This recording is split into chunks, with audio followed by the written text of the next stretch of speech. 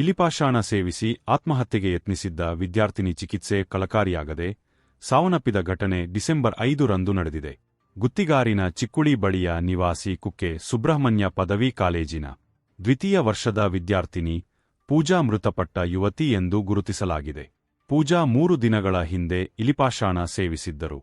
ಅಸ್ವಸ್ಥಗೊಂಡ ಆಕೆಯನ್ನು 2 ದಿನಗಳ ಹಿಂದೆ ಮಂಗಳೂರಿನ ಆಸ್ಪತ್ರೆಗೆ ಚಿಕಿತ್ಸೆಗೆಂದು ದಾಖಲಿಸಲಾಗಿದ್ದು, ಚಿಕಿತ್ಸೆ ಫಲಕಾರಿಯಾಗದೆ ಮೃತಪಟ್ಟಿದ್ದಾರೆ ಎಂದು ತಿಳಿದುಬಂದಿದೆ. ಆತ್ಮಹತ್ಯೆಗೆ ಕಾರಣ ತಿಳಿದು ಬಂದಿಲ್ಲ.